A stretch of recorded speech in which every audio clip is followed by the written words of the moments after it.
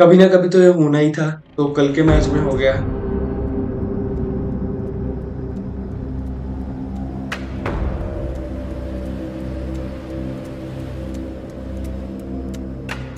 सारे मैच तो कोई टीम जीतने नहीं वाली, तो कोई इश्यू नहीं है। बट जिन्होंने सट्टा लगाया था उन पे बहुत तरस आ रहा है, बिकॉज जिससे भी पूछ रहा हूँ, जहां भी देख रहा हूँ, सब एसआरएच पे सट्टा लगाने की बात कर रहे हैं, जैसे सबने मान ही लिया हो कि एसआरएच तो 300 मारेगी।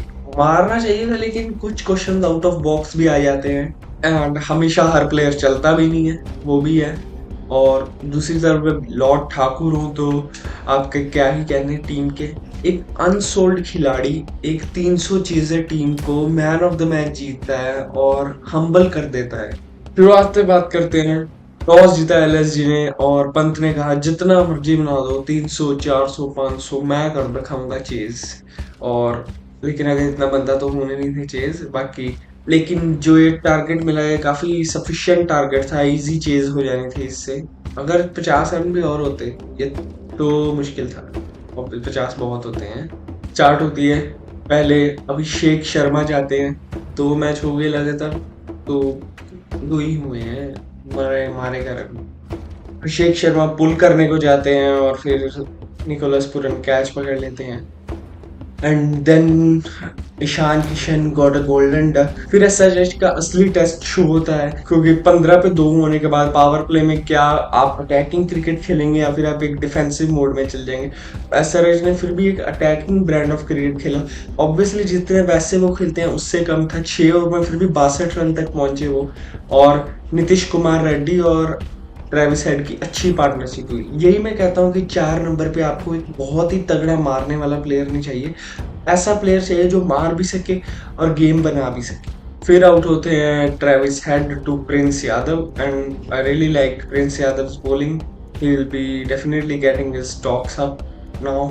फिर Heinrich Klaasen and Nitish Kumar Reddy अच्छी पार्टनरशिप करते हैं, बट एक के बाद एक विकेट गिरती रहती है।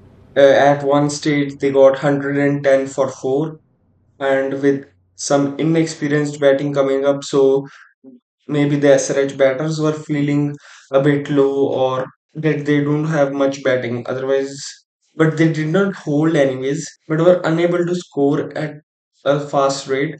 And unlucky for Klassen to get out that way. Maybe that was the whole difference. If there were 20-30 runs more, then it could have been tough for LSG. And then when Nitish Kumar Reddy got out, it was 128 for 5 with within only 14 overs. So there was a lot of overspending for batting and no big names to come. They must have been feeling low at that time. But then Aniket Aniket Verma and Abhinav Manohar were playing. I thought they would use an impact player, but they did not, because probably they need that in the bowling. And Aniket Verma played beautifully, scoring 36 of 13.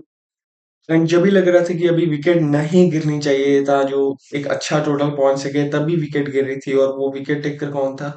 Shardul Thakur. And then I Pat Cummins, जिनसे मेरे को बहुत उम्मीद थी वैसे। और पहला छक्का, दूसरा छक्का, तीसरा छक्का लाइव देखने का घमंड भी है। फिर चौथी बॉल पे आउट हो गए तो थोड़ा सा बुरा लगा, फास्टेस्ट 50 कर ही देता, because he could have done it actually, the way he was striking the ball. And then at last we see Harshal Patel and Mohammad Shami doing tuk tuk. That's the best they could do. No, no blaming them. Not blaming them. If we talk about LSG's bowling, then Avesh Khan got back. That must have improved them. The best bowler, according to economy, was Prince Yadav with a great action and a great release of the ball. 4 over 29 for 1 wicket and big one. And Shardul Thakur with 4 for 34, winning the man of the match as well. Avesh Khan with 4 for 45 and Digvesh Singh 4 for 40, Ravi Vishnu 4 for 42। हाँ, तो जो target ही 200 से कम है तो obviously इतना तगड़ा score card नहीं आपको दिखेगा। आपको सबको अच्छे से ही नॉर्मली मैच हुआ है, क्योंकि पिछले ही मैच में तो यहाँ पर ही 280 बने थे, तो थोड़ा सा बट फर्क था पिच में, यहाँ पे 280 नहीं चाहिए थे। मैं देख के ही समझ रहा था कि ये गुजरात पंजाब वाला मैच लग रहा है। 240 तक पिच होगी ना तो सही रहेगा, 240 स्कोर होता ये जीत जाते, considering the batting of LSG only. फिर शुरुआत होती है एलएसजी की इनिंग्स की। और स्टार्ट करते हैं अभिषेक शर्मा। यार मतलब थोड़ी उधर से ही वाइब आनी शुरू हो गई यार, ये पैट कमिंस की कैप्टनसी मतलब काफी स्ट्रॉन्ग पॉइंट है। अभिषेक शर्मा उनको बांध के रखता है, पहले ओवर में सिर्फ 3 रन देता है, लगता है क्या पता कुछ हो सकता है, एंड होता भी है। मोहम्मद शामी आता है लेकिन एडन मार्करम को आउट करना है। फिर यहाँ पे ये सीन हो जाता है कि लाल बटन दबा दिया, हाँ दबा दिया, नहीं दबाना था। बिकॉज तब आता है निकोलस पूरन। जितना उसके बारे में सुना है वो रियलाइज भी कर लिया है, वो बाकी लीग्स में हार गया था लेकिन बाकी लीग्स देखने का टाइम ही नहीं है। आईपीएल में देखना देखना पड़ता है। और गुस्सा इसलिए भी आ रहा है क्योंकि पंजाब में था तब 4 रन नहीं चेज हुए थे आखिरी ओवर में। I mean come on man. फिर मिचेल मार्श और निकोलस पूरन पूरा तोड़ते हैं, लेकिन एक मैं पॉइंट हाईलाइट करना चाहूंगा। सिमरजीत का ओवर था, फर्स्ट बॉल बॉल मारी उसने और कट मारा, और उधर नीतीश कुमार रेड्डी ने अच्छा एफर्ट डाला लेकिन बॉल को रोक नहीं पाया। मेरे को ना वैसे वो डिफरेंस लगता है गेम का, चाहे वो एक चौका था पर अगर वो रुकता तो उसके माइंड में भी थोड़ा आता है कि how they are playing. And but Nicholas Pooran फिर भी फियरलेस हिटर, उसने 2 छक्के मारे उस ओवर में और उसके बाद से टोन सेट हो गई गेम को कंटिन्यू करने की। That was the third over I think of the match. And फिर अभिषेक शर्मा भी आते हैं तो उनको भी पढ़ते हैं। अब देखो स्पिनर के साथ गैम्बल तो करनी थी, ऑफ स्पिनर भी लगाते तो निकोलस पूरन मार ही देता, जैसे हमने देखा है पिछले क्रिस्टन स्टब्स वाले मैच में। तो इतना कोई ब्लेम नहीं कर सकते उसके लिए। बाकी फील्डिंग वगैरह थोड़ी अगर इम्प्रूव होती ना तो एक आधे चौके रुकते तो प्रेशर क्रिएट होना था। बट वो रिलीज शॉट्स बीच बीच में आते गए तो रुका ही नहीं वो तो निकोलस पूरन और मिच मार्श ने 116 रन की पार्टनरशिप करी 7 ओवर में। That was the game changer of this match. And out किसने किया निकोलस पूरन को? पैट कमिंस ने। I mean what a day he was having like. And he could be the potential future captain as well for Australia in the 2020 for Australia in the 2026 World Cup, because अगले साल ही तो है। और Australia वाले भी देख ही रहेंगे कैसे वो कैप्टनसी कर रहा है इस आईपीएल में। तो may be Mitch Marsh has to move on from captaincy now. बाकी ऑस्ट्रेलिया का पता नहीं होता, वो थोड़ा होल्ड ही रखते हैं ऐसी चीजों को, बिकॉज मिच मार्श ने ऐसा कुछ इतना बुरा नहीं किया है अफगानिस्तान और इंडिया से हारने के अलावा। फिर ऋषभ पंत आते हैं फर्स्ट बॉल से ही। फर्स्ट बॉल तो बहुत ही तगड़ी पड़ी थी उसको, बाउंसर पता ही नहीं लगा। सेकंड बॉल पे सेम उसने पीछे मारने की कोशिश करी बट लगी नहीं। एंड ऋषभ पंत का मतलब मारने को मार देगा यार, ऐसी कोई बात नहीं है। एक छक्का मारा था सिमरजीत को तो मारने को मार भी सकता है, लेकिन अगर अच्छी लाइनल रन पे इसको बॉल आती रहे। एडम जैम्पा ने एक बॉल डाली थी, स्पिन हुई थी, तो ये फंसता है। और फिर हर्षल पटेल वाली बॉल भी, वो तो चलो अनलकी कह लो बट टाइमिंग भी होती है ना कुछ। अगर निकोलस पूरन होता तो वो मार देता शायद। तो थोड़ा टाइमिंग में फर्क है। बाकी मैं कौन होता हूँ जज करने वाला। लेकिन Rishabh Pant doesn't fit to be in T20 Is. Never, can't remember any knock other than the IPL 2018, and not much knocks of him I can remember. And फिर आयुष बदोनी आउट होते हैं। तब लग रहा था कि साउथ अफ्रीका वर्सेस इंडिया वाला T20 world cup भी बन सकता है 2024 वाला, लेकिन ऐसा नहीं होता बिकॉज अब्दुल समद और डेविड मिलर खड़े थे और उन्होंने दोनों ने मिलके 15 बॉल में 35 मारे। That was the different. अगर 15 बॉल में 15 बनते तो अभी भी 20 रन रहते हुए थे आखिरी 4 ओवर के लिए। और 5 विकेटें तो गिर ही चुकी थी, तो 2 विकेटें, 1-2 विकेटें डिफरेंस क्रिएट कर सकते हैं जब बॉलर्स आ जाएंगे, तब खेल नहीं होगा।